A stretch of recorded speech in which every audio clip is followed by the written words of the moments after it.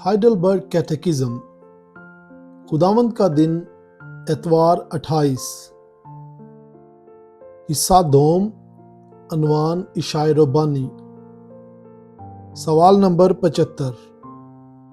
इशाए रब्बानी आपको किस तरह ये याद करवाती और यकीन दिलवाती है कि आप मसीह की वाहिद कुर्बानी जो सलीब पर दी गई उसमें शरीक हैं और उसके तमाम फ़ायद में हिस्सादार हैं।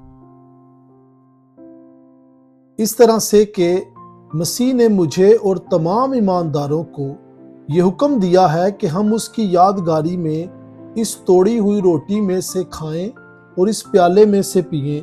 इस हुक्म के साथ ये वादे भी हैं। पहला, जैसे मैं अपनी आंखों से देखता हूँ कि खुदावंद की रोटी मेरे लिए तोड़ी गई और उसका प्याला मेरे साथ बांटा गया, बिल्कुल वैसे ही उसका जिस्म सलीब पर चढ़ाया गया और उसे मेरी खातिर तोड़ा गया और उसका खून मेरी खातिर सलीब पर बहाया गया।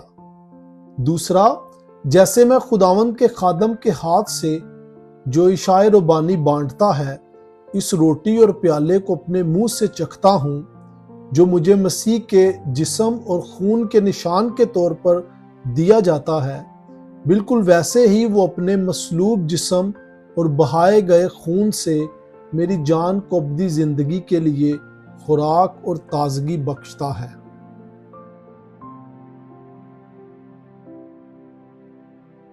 सवाल नंबर 76। मसीह के मसलूब जिस्म को खाना और इसके बहाए हुए खून को पीने का क्या मतलब है?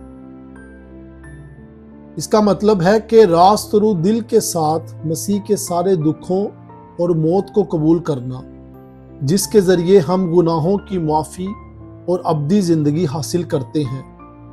लेकिन इसके मायने बहुत गहरे हैं।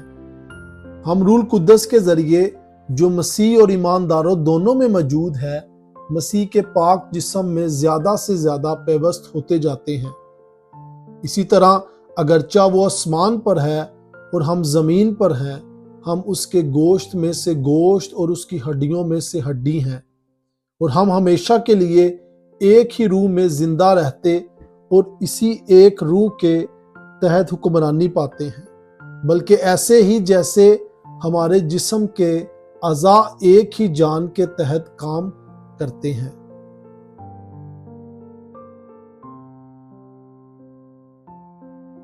सवाल नंबर 77। मसीह ने ये कहाँ वादा किया है कि वो अपने जिस्म और खून से ईमानदारों को ऐसे ही परवरिश और ताजगी बख्शता है जैसे कि वो हकीकी तौर पर तोड़ी हुई रोटी खाते और प्याले में से पीते हैं। ये वादा मसीह खुदावंद ने इशाए रब्बानी के सक्रामेंट को मुकर्रर करते हुए किया। खुदावंद यस्सु ने जिस रात वो पकड़वाया गया, रोटी ली और शुक्र करके तोड़ी और कहा, ये मेरा बदन है जो तुम्हारे लिए है, मेरी यादगारी के वास्ते यही किया करो। इसी तरह उसने खाने के बाद प्याला भी लिया और कहा, ये प्याला मेरे खून में नया अहद है, जब कभी पियो मेरी यादगारी के लिए यही किया करो।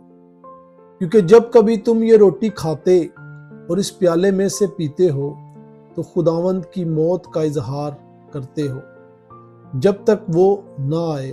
ये वादा पौलुस रसूल ने इन अल्फाज में दोबारा दोहराते हुए कहा कि वो बरकत का प्याला जिस पर हम बरकत चाहते हैं, क्या मसीह के खून की शराकत नहीं?